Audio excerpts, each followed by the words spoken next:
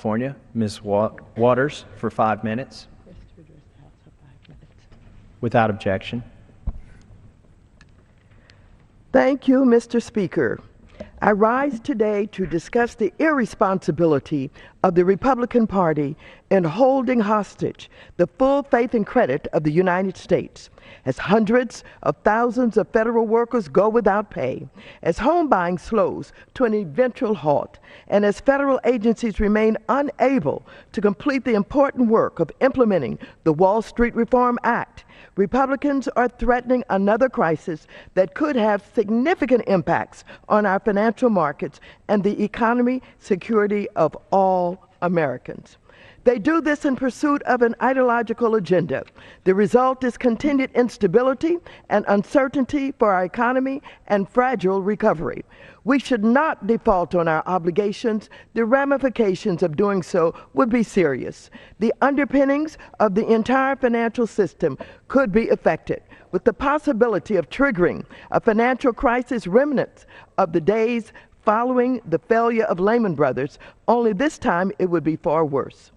If the U.S. defaults on its debt, lending, the lifeblood of our economy would dry up. The dollar's value could drop, and we could see dramatic increases in interest rates on everything from mortgages and auto loans to credit cards. Not only that, but every U.S. corporation and municipality would likely see their borrowing costs climb as well. Unemployment rates would rise precipitously, just as we're beginning to recover. If Congress cannot do its job in a timely manner, in the future, the government's ability to pay its debts will be looked upon with uncertainty by investors and markets, leading to higher borrowing costs in the future and, in turn, an increase in our nation's deficit. Worst of all, we could see another dramatic loss of wealth for working Americans. History tells us that even the threat of default can send shockwaves through our financial system. In 2011, just the prospect of defaulting on our debt caused a drop in consumer and business confidence, a 17% decline in the S&P 500 index of equity prices, and increased volatility in the stock market. And of course, we received a downgrade in the U.S. government debt. The drop in equity caused by the 2011 debt ceiling fight had serious consequences for American families. The months following saw a $2.4 trillion decline in household wealth and an $800 billion drop in retirement assets. The cost of home ownership also increased as risk-averse lenders increased the cost of borrowing to purchase a home. The 2011 debate showed us the very serious consequences of even debating whether we should pay bills already incurred. But no one knows with certainty the full extent of the damage to the economy should the U.S. actually default on its debts. We have heard speculation ranging from bad to the catastrophic. I, for one, do not want to find out. What I do know is that everyone from Wall Street CEOs, the U.S. Chamber of Commerce, to small business owners and prominent conservative economists are concerned with the significant damage that could result from a debt ceiling standoff.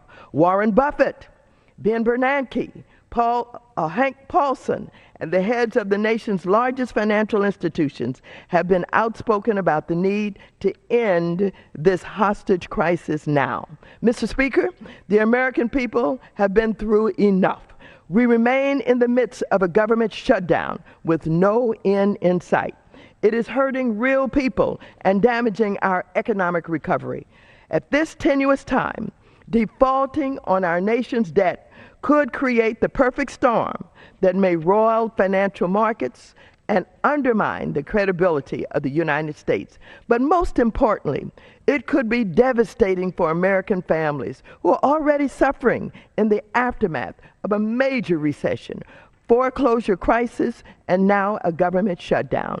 So I urge my colleagues to stop using the debt ceiling to push extremist ideology and vote now on a clean debt limit increase. The gentlelady from Tennessee said she doesn't know what we mean when we talk about a clean debt limit increase. I think she knows. She knows that they should not try and do away with the ACA, that is the affordable health care known as Obamacare, and hold us hostage because they don't like it. The Obamacare legislation was passed. It is in law.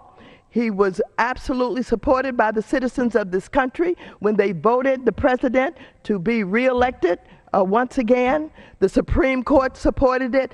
If they wish to do away with Obamacare, they should go through the legislative process and repeal it. But no, they're holding us hostage on the budget. Thank you, Mr. Speaker. I yield back the remaining balance of my time. The gentlewoman's time is expired. The chair recognizes the gentlewoman from South Dakota, Ms.